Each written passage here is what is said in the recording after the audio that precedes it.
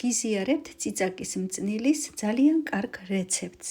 ამ მეთოდით მომზადებული წიწაკა ფერს არ იცვლის და არის ძალიან გემრიელი.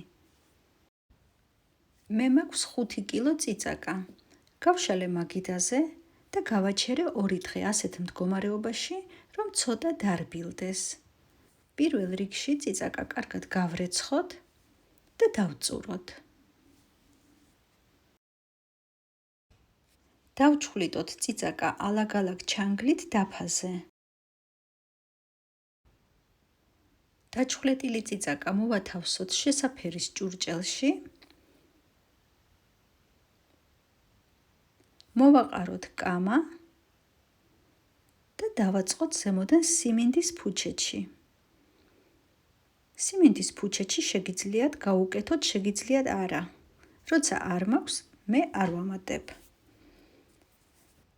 და ასე გავაგრძელოთ ფენა-ფენა დაწყობა, ისევ წიწაკა, ისევ კამის თესლი. ჩავაყოლოთ რამდენიმე კბილი ნიორი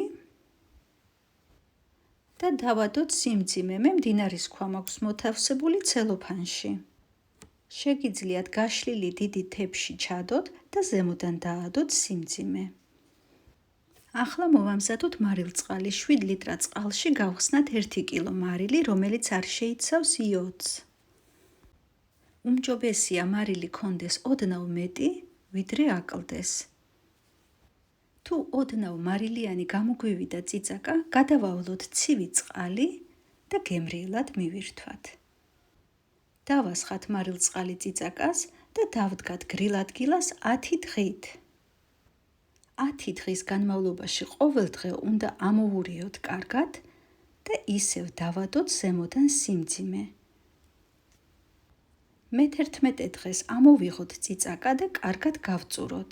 ჩავაწყოთ მინის ქილებში მჭიდროდ, ცალკე მოვამზადოთ 1 ლიტრი მარილწყალი და თუ ქილაში ნაკლებია წყალი დავამატოთ. ზემოდან მოვაყაროთ ჩაის კოვზის მეოთხედი ლიმონმჟავა.